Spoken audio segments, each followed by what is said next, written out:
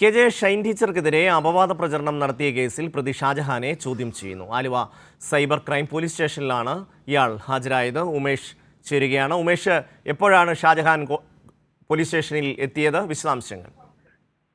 ഷമി, അല്പം മുമ്പാണ് ഈ K M. Shajahan Aluva cyber crime police സ്റ്റേഷനിൽ ഹാജരായത്. യഥാർത്ഥത്തിൽ ഷാജഹാനോട് ഇന്നലെ ഉച്ചയ്ക്ക് 2 മണിക്ക് ഹാജരാകാനായിരുന്നു നിർദ്ദേശിച്ചിരുന്നത്. ഏതായാലും 24 മണിക്കൂർ കഴിഞ്ഞാണെങ്കിലും ഷാജഹാൻ ഇപ്പോൾ ഹാജരായിട്ടുണ്ട്. ഒരുപക്ഷെ ഇന്ന് ഹാജരായിരുന്നില്ലെങ്കിൽ വീണ്ടും നോട്ടീസ് അയക്കാനൊക്കെ ആലോചിക്കുകയായിരുന്നു പോലീസ്. പക്ഷേ ഇതിനിടെ തന്നെ ഷാജഹാൻ ഇപ്പോൾ സൈബർ ക്രൈം പോലീസ് സ്റ്റേഷനിൽ ഹാജരായിട്ടുണ്ട്. വളരെ വിശദമായി തന്നെ ചോദ്യം ചെയ്യും എന്നാണ് പോലീസ് അറിയിച്ചിട്ടുള്ളത്. കാരണം ഷൈൻ ടീച്ചറുടെ പരാതിയിൽ ഈ അധിക്ഷേപ പ്രചരണത്തിന് തുടക്കമിട്ടവരിൽ ഒരാൾ ഷാജഹാനാണ് എന്ന് ചൂണ്ടിക്കാട്ടിയിരുന്നു. ഷാജഹാനും പറവൂരിലെ പ്രാദേശിക കോൺഗ്രസ് നേതാവുമായ ഗോപാലകൃഷ്ണനും ചേർന്നാണ് ഈ അധിക്ഷേപ പ്രചരണത്തിന് തുടക്കമിട്ടത്. ഷാജഹാന്റെ സമൂഹ മാധ്യമങ്ങളിലൂടെയൊക്കെ ഷാജഹാൻ ഇങ്ങനെ അപവാദം പ്രചരിപ്പിക്കുകയായിരുന്നു. അത്തരത്തിൽ യൂട്യൂബ് വീഡിയോ ഒക്കെ പ്രചരിപ്പിച്ചു എന്നുള്ളത് തന്നെയാണ് ഈ പരാതിയിൽ ചൂണ്ടിക്കാട്ടുന്നത്.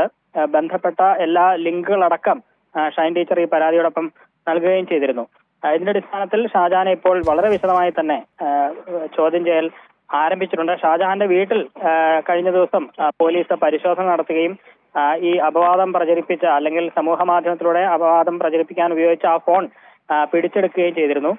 അതിനുശേഷമാണ് ഷാജഹാന് നോട്ടീസ് നൽകിയത് ഹാജരാകാൻ നിർദ്ദേശിച്ച. ഇന്നലെയായിരുന്നു ഉദ്ദേശിച്ചിരുന്നത്. പക്ഷേ ഇന്നലെ ഷാജഹാൻ വന്നില്ല. പകരം ഇന്നിപ്പോൾ ഷാജഹാൻ ഹാജരായിട്ടുണ്ട്. വളരെ വിശദമായ പരിശോധനയ്ക്ക് ശേഷം തുടർ നടപടികളിലേക്ക്, ആവശ്യമെങ്കിൽ അറസ്റ്റ് അടക്കമുള്ള നടപടികളിലേക്ക് കടക്കാൻ തന്നെയാണ് പോലീസിന്റെ തീരുമാനം.